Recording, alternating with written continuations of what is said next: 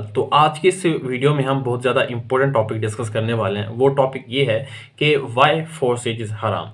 अच्छा, पहले मैं ये बता दूं कि इस टॉपिक के ऊपर वीडियो बनाने की ज़रूरत मुझे क्यों पड़ रही है। रिसेंटली मुझे काफ़ी सारे लोगों ने इनवाइट किया, जो कि फोर्सेज में ही काम कर रहे हैं, एंड उन्होंने कहा कि सर आप जो है ना फोर्सेज में काम करें, फोर्सेज को ज्वाइन करें। आप काफ़ी टाइम से फॉरएवर में काम कर रहे हो, फोर्सेज में ज्वाइन करें। यहाँ पर आप अच्छा खासा टर्नओवर जनरेट कर सकते हो, अच्छी खासी इनकम जनरेट कर सकते हो। क्योंकि फोर्सेज के बारे में मैं ऑलरेडी जानता था, सो मैंने उन्हें ये कहा कि भाई मैं फोर्सेज को इसलिए ज्वाइन नहीं करना चाहता क्योंकि ये हराम है, हलाल वर्क नहीं है। देन उन्होंने कहा कि आप इसको एक्सप्लेन कीजिए कि किस तरह से ये हराम नहीं है, तो अगर इसमें कुछ ऐसी चीज़ है तो हम खुद भी इसमें से सीखेंगे और हम इसको क्विट कर देंगे।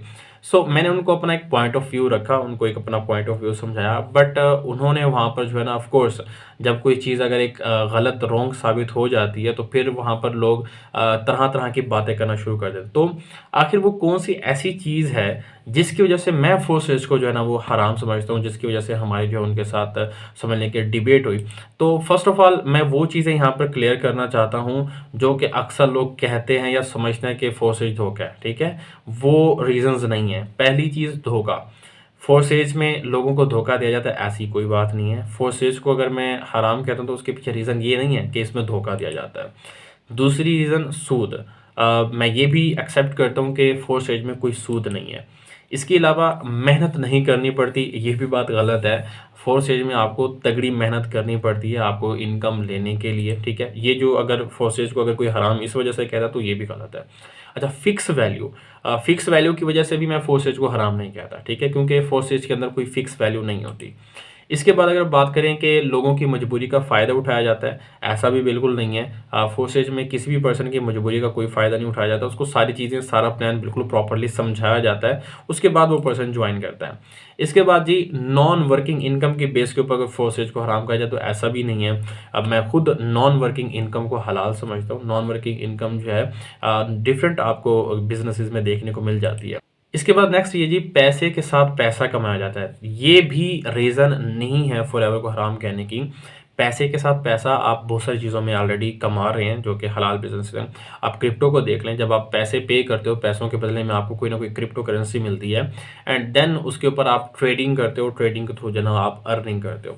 सो मैं आपको ये बता दूं कि अगर फोर्सेज को मैं हराम कहता हूं तो उसके पीछे ये रीजंस बिल्कुल भी नहीं है। इसके पीछे एक और रीज़न है जिसको आज मैं आप सब लोगों के सामने एक्सप्लेन करने की कोशिश करूंगा, एंड आई होप कि मैं कुछ लोगों की लाइफ के अंदर कुछ ना कुछ वैल्यू ऐड कर पाऊँ। सो अब हम बात करते हैं इस्लाम की। देखें, अकॉर्डिंग टू इस्लाम अगर हम एक बिजनेस की बात करते हैं तो बिजनेस दो चीज़ों के ऊपर होता है। पहला सर्विसेज एंड दूसरा प्रोडक्ट्स। एंड प्रोडक्ट्स में भी दो चीज़ें हैं। पहला है digital product and second one is physical product. आजकल का जो दौर है डिजिटल दौर है, एंड डिजिटल दौर में डिजिटल प्रोडक्ट्स बन रहे हैं, एंड डिजिटल प्रोडक्ट्स को हम इग्नोर नहीं कर सकते। अगर हम फोर्सेज की बात करें तो यहाँ पर सर्विसेज एंड फिजिकल प्रोडक्ट्स ये दोनों चीज़ें ही नहीं है। ठीक है, हाँ, एक चीज़ है जिसका कॉन्सेप्ट यहाँ पर देखने को मिल सकता है जो कि है डिजिटल प्रोडक्ट। तो आज की इस वीडियो के अंदर नेक्स्ट जो है मैं आपको यही चीज़ एक्सप्लेन करने वाला हूँ कि फोर्सेज के अंदर आखिर डिजिटल प्रोडक्ट क्या है, एंड वो किस तरह से हलाल है, किस तरह से हराम है, वो सारी चीज़ें हम आगे एक्सप्लेन करेंगे। सो इस चीज़ को एक्सप्लेन करने के लिए मैं आपको दो कंपनीज की एग्जांपल दूंगा, एंड दोनों कंपनीज ही डिजिटल प्रोडक्ट्स के ऊपर काम कर रही हैं। पहली कंपनी ये है ए कंपनी में आप आते हो, आपने ज्वाइनिंग की, ज्वाइनिंग आपने की $10 से, आपने कंपनी को $10 पे किए, $10 के बदले में आपकी ज्वाइनिंग हो गई। उसके बाद क्या किया, उस कंपनी ने, जो वो है प्लेटफॉर्म बेसिकली, उसने आपको एक प्लेटफॉर्म प्रोवाइड कर दिया कि आप इसके ऊपर वर्किंग कर सकते हो। प्लस क्या किया उसने, आपने जो $10 पे किए थे उन $10 के बदले में उसने आपको कोई ना कोई क्रिप्टो करेंसी दे दी।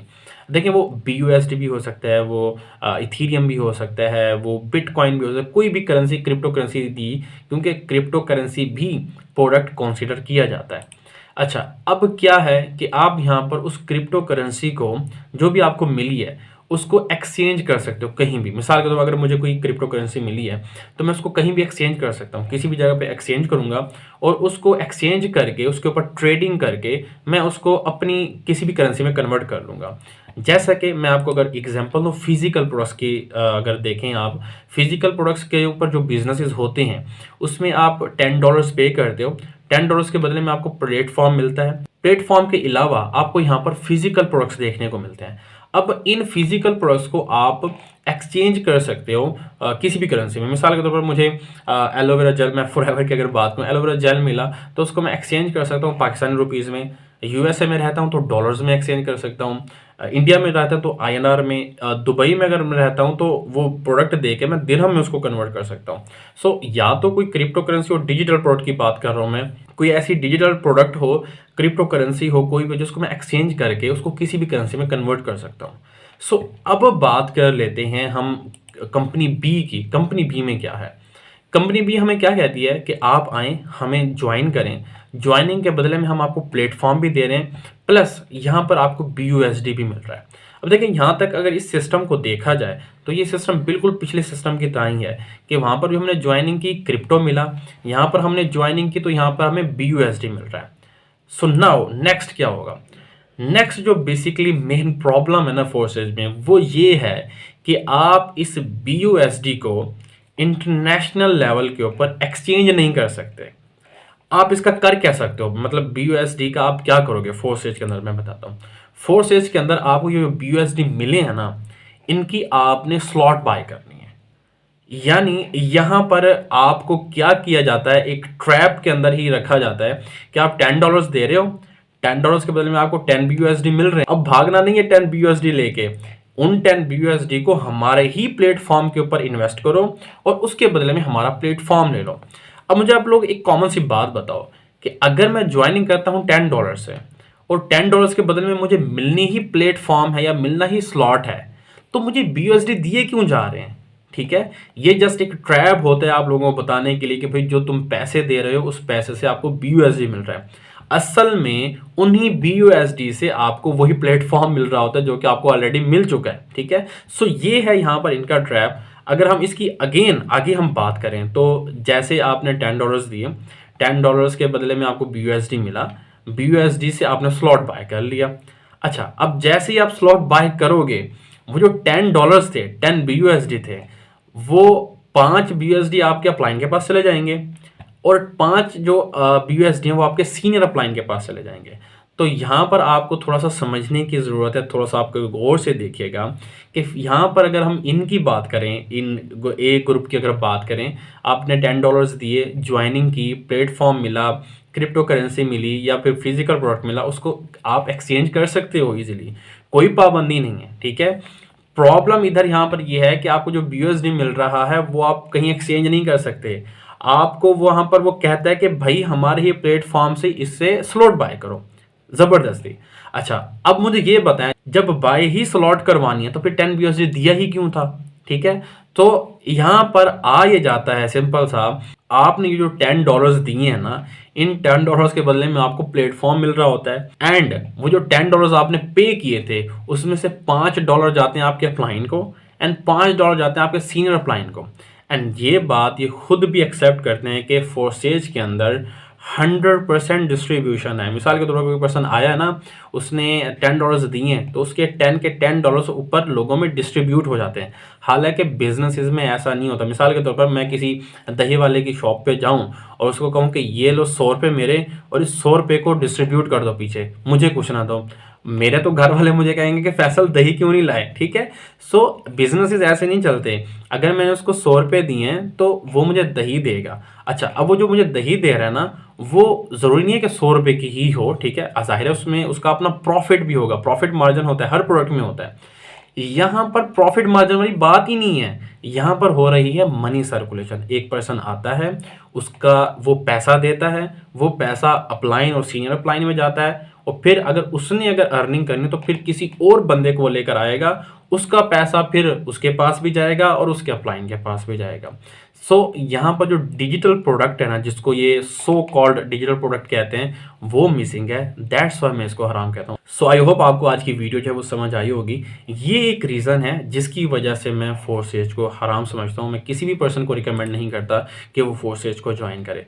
देखिए, फोर्सेज भागेगी नहीं भागेगी वो बात की बात है। ठीक है, और इस तरह की पोंजी स्कीम्स भाग जाती हैं, ये एक रियलिटी है। इससे पहले भी बहुत सारी इस तरह की पोंजी स्कीम्स आई हैं और वो भाग गई हैं। लेकिन मेन जो मुद्दा है ना, वो ये है कि भाई वो हलाल भी है या नहीं है। एंड यहाँ पर मैंने आपको अच्छे से सारा कुछ एक्सप्लेन कर दिया है कि वाई फोर्स एजेस हराम या वो हलाल क्यों नहीं है। क्योंकि यहाँ पर मनी सर्कुलेशन है, यहाँ पर आपको झांसा ये दिया जाता है कि आप ज्वाइन करोगे $10 के बदले में आपको BUSD मिलेगा। हकीकत ये है कि उस BUSD को देने का कोई फ़ायदा नहीं है, क्योंकि उनको BUSD को लेने के बाद भी हमने उसका प्लेटफॉर्म ही बाय करना है। सो अगर आपको कोई पर्सन ये कहता है कि पैसा दो अपॉर्चुनिटी लो, पैसा दो अपॉर्चुनिटी, यानी मैं किसी पर्सन को कहता हूँ कि आप मुझे 100 रुपये दो, अब मैंने आपको 100 रुपये के बदले में अपॉर्चुनिटी दे दी है। अपॉर्चुनिटी क्या दी है मैंने आपको, आप मजीद लोगों को लाओ, वो भी 100 रुपये देंगे, 50 तुम्हारे 50 मेरे। तो भाई इस तरह से अपॉर्चुनिटीज़ नहीं बांटी जाती, ठीक है।